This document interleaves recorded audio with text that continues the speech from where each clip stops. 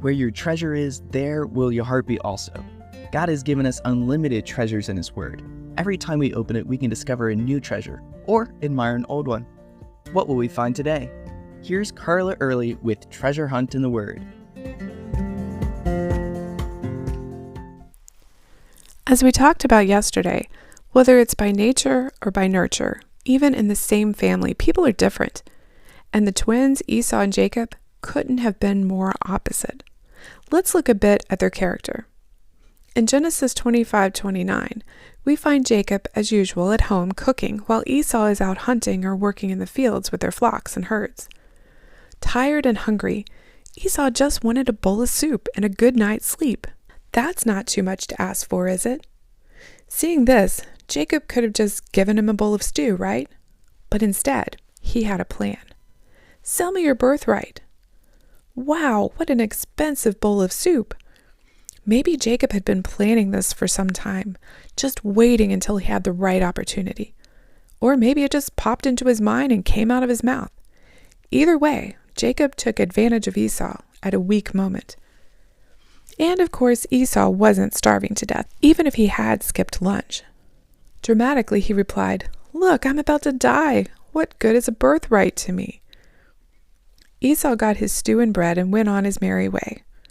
The last line of the chapter says, "Thus Esau despised his birthright." Not only did he not value his birthright as he ought to, but he despised it, regarded it with contempt, saw it as worthless.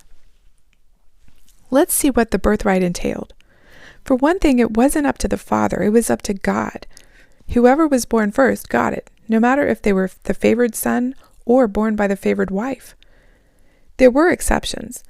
Later in the story of Jacob's 12 sons, Reuben was technically the oldest, but he, Simeon, and Levi all did something that disqualified them, made them unworthy to lead the family. So Judah, the fourth-born, got the birthright, but not Joseph, Jacob's favorite. An exception would be made here as well, for Esau sold his birthright. The birthright made the firstborn the head of the family when their father died, whether or not the person was necessarily suited for the position. Of course, if the father was the king, the firstborn would be king.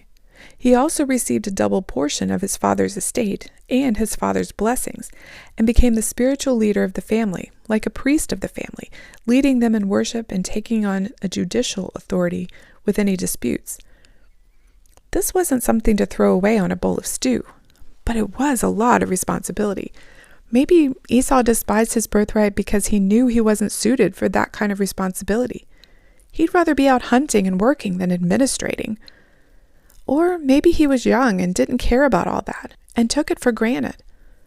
On the other hand, Jacob coveted this honor that his brother was born with.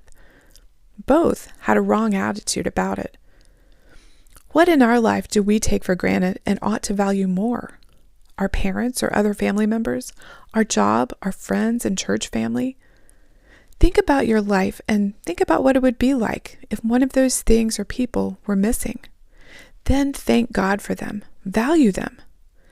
On the other hand, do we look at what other people have and covet it? What does God want us to instead? You can contact us at treasurehuntintheword@gmail.com. We'd love to hear the treasures God has given you through His Word. You can listen to other episodes on our website, which you can find in the description below. Thank you for listening, and remember, where your treasure is, there will your heart be also.